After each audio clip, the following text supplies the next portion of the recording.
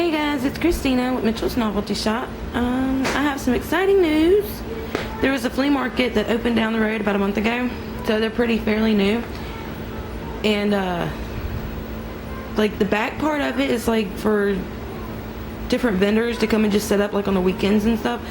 And they have an inside part that you can rent the little booth like you would at like a craft fair or whatever.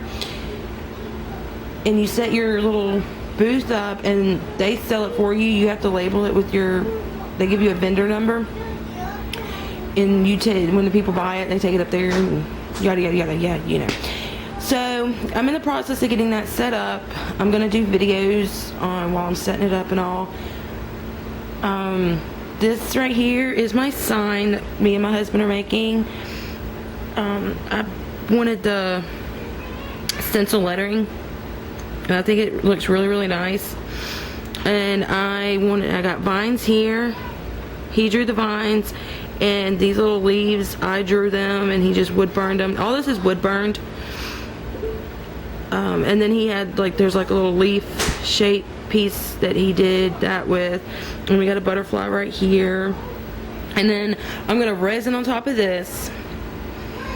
And I'm gonna get, once that cures and all, I have a pink butterfly that's almost like this, but it's pink, and I'm gonna glue that somewhere wherever it looks good.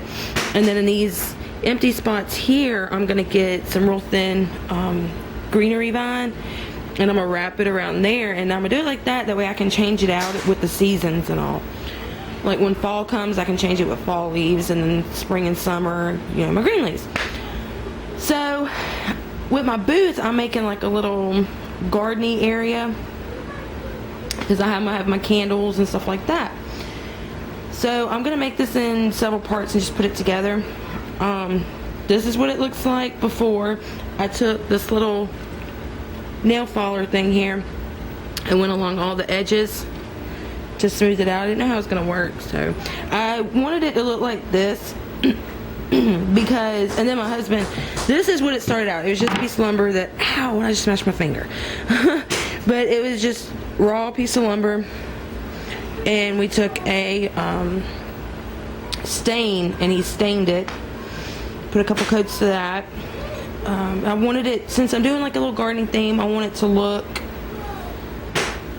kind of oldish, you know, something you'd find in a garden, like a garden sign. And above the sign's gonna have a vine that goes across the top with some flowers and stuff like that.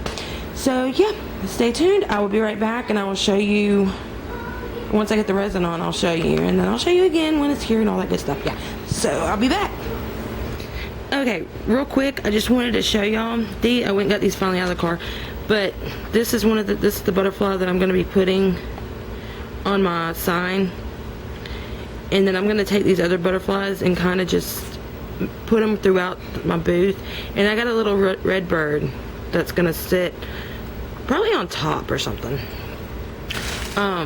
This is the vine. I got my booth's an 8x8. And so this is the garland that's going to go, this is only 6 foot, so I know it'll fit right.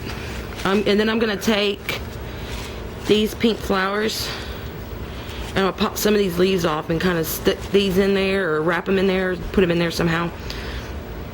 So yeah, okay, now I'll be back once oh, let me show you real quick. I'm doing this under my kitchen table, that way my kids don't bump it. But I've got me some Mardi Gras cups that we caught at Mardi Gras parades, and that's what's gonna hold it up off the floor. And I've just got, this is just like a little birthday bag that you can pack your presents and stuff in. But I got that laid on the floor, and I got my sign sitting up top there. That way any overage can fall onto this and not onto my floor. And it won't pile up neither, like on the sides. So yeah, stay tuned. Hey guys, I'm back, sitting under my kitchen table somewhat. But okay, I've got my resin poured on it. And I don't know if I mentioned it before, but this is my first time actually doing a wood piece like this, coating something in resin. I've always just, did the hand pour and making, in molds and stuff. So this is the first time actually coating something in resin. I've been wanting to try it with plaques, but never really got around to doing it. So I'm doing my sign in it. For one, it'll help preserve it, and you know, I can wipe it off or whatever. So I have the resin on there. I mixed up these, used a lot of resin actually. I've got the big tubs. I use Famo wood, if anybody's wondering. You can buy it at Lowe's. I didn't know about it until Young Ken Zim had mentioned on one of her videos that that's what she uses. And I really like it. But I got the big gallons. It's like $70, I think. But I have made a lot, and and then even after this, I still have a lot in my jugs.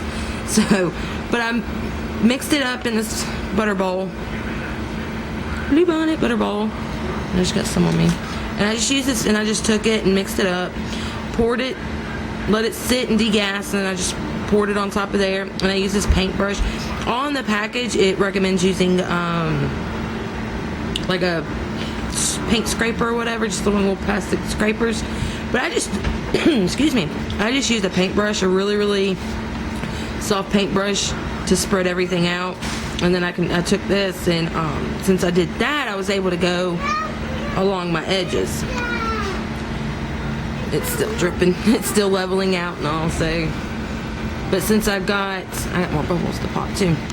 I just took my heating tool, if you see it over there. I took my heating tool and went over that to pop all the air bubbles.